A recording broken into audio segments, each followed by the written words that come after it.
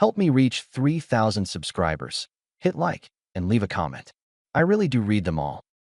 Paige did it at a coworker happy hour, loud enough for the whole rooftop to hear. She clinked her glass and grinned at the table. You know what would improve Dean? A little chaos. He's like a user manual with legs. Chuckles all around. Then she tapped my chest with her nail. Come on, show them you have a pulse. I set down my club soda and looked at her hand. Don't do that. Oh, relax. I'm teasing. She faced Carla from HR. He needs a jolt. He freezes if a napkin's crooked. I didn't raise my voice. I didn't crack a smile either. Paige, knock off the jokes at my expense. Last warning. You want a partner, not a target. If you want a target, pick another man. I'm not volunteering. The table went quiet. Carla cleared her throat. Nate, my project engineer, glanced at the city lights like they might help. Paige tilted her head. See? This is why I do it. That look. There's a person in there. There's a boundary in here, I answered, standing. We're done for tonight. You can ride with Ava or get a rideshare. I'm taking my car and my piece. She blinked. You're leaving me? I'm leaving the behavior. I nodded to the table. Folks, enjoy the view. If I'd known where this was headed, I would have left before she finished her first joke. But I stayed long enough to make that line stick. At home, she washed a wine glass that didn't need washing. You embarrassed me, she said to the sink. You tried to entertain your audience by poking me, I replied, leaning on the island. That's not entertainment. That's disrespect. It was just banter. It was a test, I said. And since we're testing, here are new rules. No digs at me in public. No eye rolls when I explain something. If you start, I end the conversation. If you push, I leave the room or the place. No drama, just exit. She turned, towel in hand. So now you're issuing rules. I'm setting terms for my presence, I said. I don't owe you my face while you swing at it for sport. Sport? You think I enjoy this? She laughed without humor. You're the one who's numb all the time. I'm trying to get you to feel. Try a conversation, I said. Not a stage. Maybe if you weren't so controlled. Control keeps my job, my home, and my blood pressure intact. If you need chaos, go to a concert. If you need combustion, buy a grill. I won't be your volatility. She looked past me at the calendar on the fridge. We have game night at Emma's on Saturday. You're coming. I'm not, I answered. Text them and say something came up. I'm not showing up for scenes. You can't just cancel on our friends. I'm canceling on my own humiliation, I said. Different category. She folded the towel with sharp little movements. So this is you punishing me. This is me removing myself from a place where I'm the punchline. You're overreacting. Then it won't bother you if I skip. She stared, jaw set. You're still going to the neighborhood barbecue Sunday. I'll go if you keep it respectful. One wrong shot, I'm gone. Who decides what's wrong? She narrowed her eyes. The person getting hit, I said. She smirked. What if I need a little heat, Dean? What then? You can ask. You can say you're bored or restless. But if your method is to make me flare, you'll see less of me, not more. She tapped the counter twice. We'll see. Right, I said. We will. Microcliff. While she pretended to scroll, a text bubbled from her sister Ava. So? Did he crack? Paige arched an eyebrow at me and angled the phone away. Tell her, I said, heading to the garage. The show is canceled.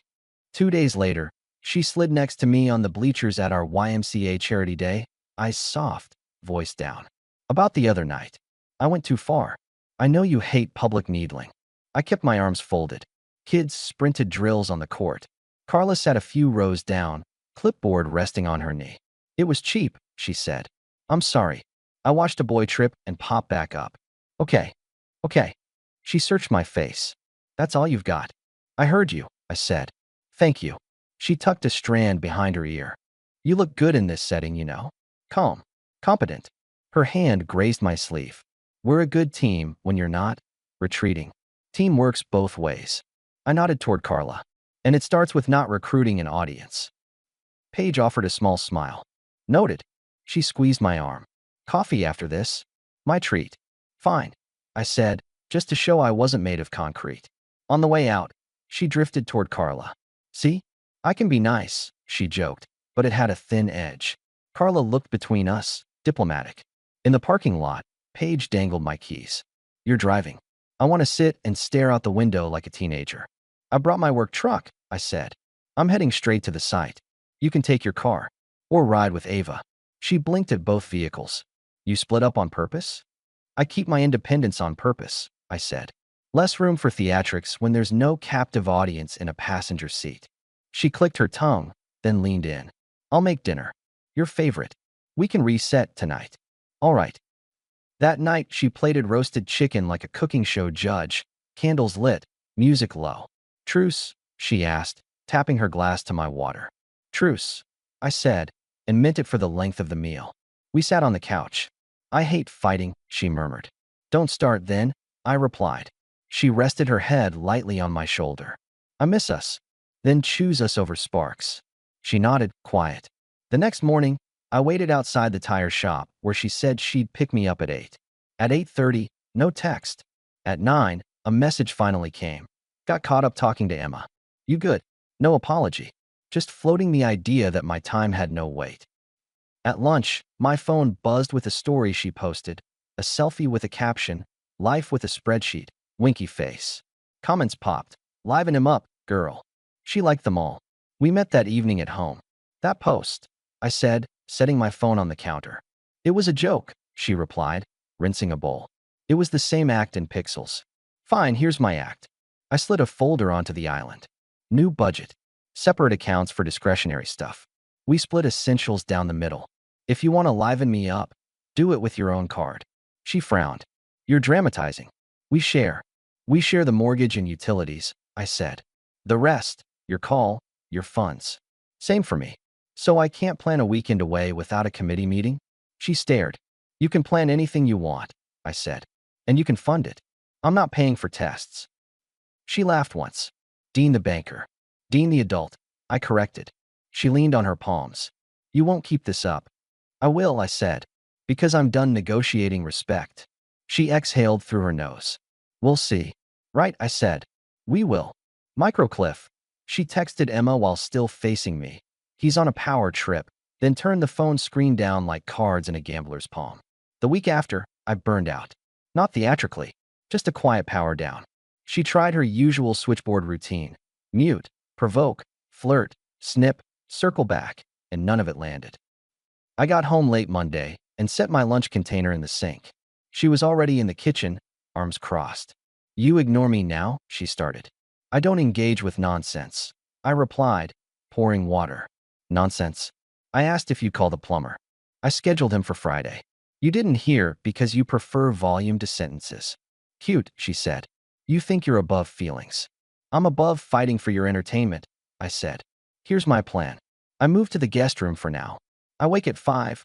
I run. I go to work. If you need something practical, text me. If you want sparks, buy a lighter. You can't just move out of our bed. I just did. I placed a spare key on the counter. And I'm not going to your friend's dinner Thursday. I'll be at Kevin's garage. I promised I'd help with his shelves. She stepped closer. Kevin's? So you'll sit with men and pretend you know tools. I'll build the shelves, and I'll enjoy a night without performance reviews. You're cold, she said. I'm calm, I answered. She jabbed. Maybe if you showed some passion, I wouldn't have to wake you up in public. You don't have to do anything, I said. You choose it. On Thursday, I was at Kevin's. He's an old friend from the firehouse, speaks in short lines like my father did. His wife Angela drifted in and out with lemonade and the kind of look that says she's heard enough stories to recognize one on sight. Paige showed up unannounced, heels clicking on concrete. There you are. She spread her hands. He hides in garages now. Adorable. Kevin wiped his hands. Evening, Paige. We were expecting him at Emma's, she said, scanning the shelves.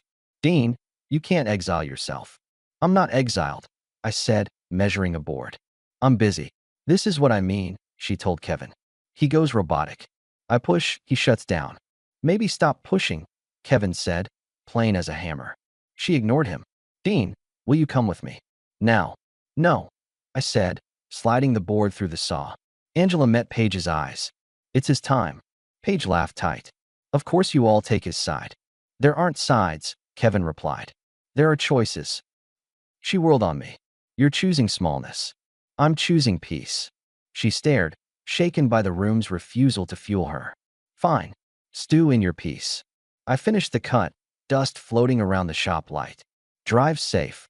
She left, car tires whispering down the street. Saturday morning, I found a manila envelope on our kitchen table. You win, her note said. Here, maybe you need the threat to feel something. Divorce papers, copied off some legal site, signatures blank. I made coffee. I read every line. I took a pen from the junk drawer and signed where my name belonged. When she walked in, hair up, eyes bright, she saw the papers and stopped. Wait, what are you doing? What you wanted, I said. No, no, she laughed in a high pitch. It was a joke. It was, Dean, I'm showing you how serious I am about your shutdown. You're showing me that my peace threatens your hobby. I said. I'm not playing. She grabbed my wrist. Hold on. You can't just sign. That's not how this works. It is now. I answered, sliding the file back to her. Too late. Her mouth opened like she'd lost a line. I didn't mean it. I wanted you to react. Not this. You wanted a bigger flame, I said. Consider it extinguished. Stop. Don't do this, she said, voice cracking. I'm doing it, I replied. And I'm packing a bag. I'll stay at a place closer to the job site for a while. You'll have space to decide if you want real marriage, not sparring. I love you, she blurted. I chuckled, not unkindly, not kindly either. Where exactly do you love me, Paige? In the comments under your jokes? On rooftops with an audience? Love doesn't look like a daily stress test. She swiped at her eyes. You can't mean this. I do. I took my overnight bag from the closet and started filling it with shirts. We'll handle the paperwork properly.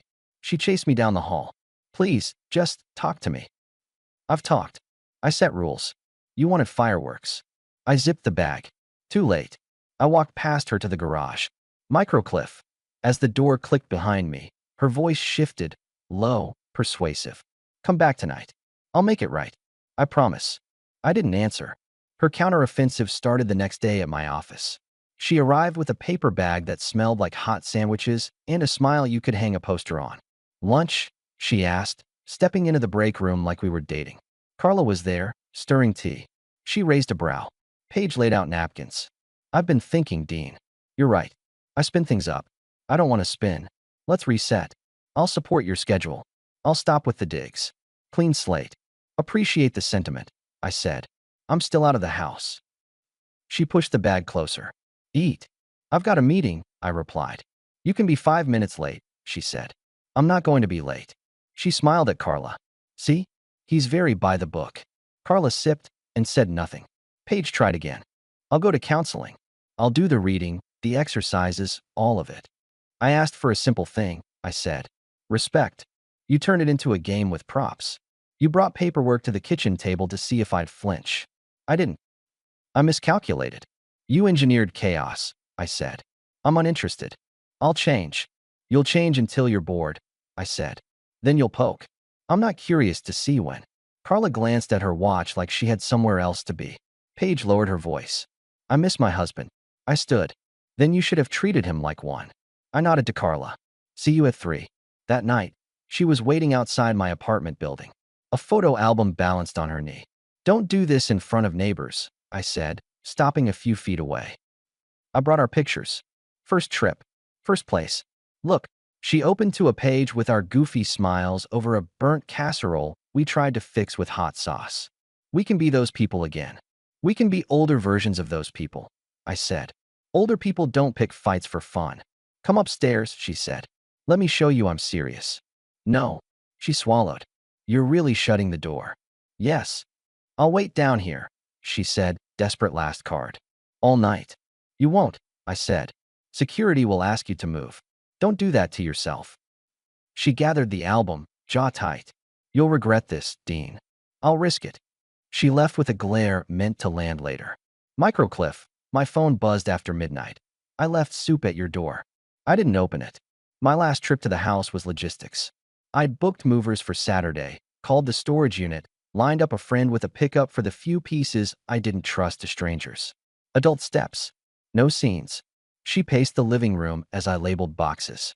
This is happening, she said like a news anchor who didn't believe her teleprompter.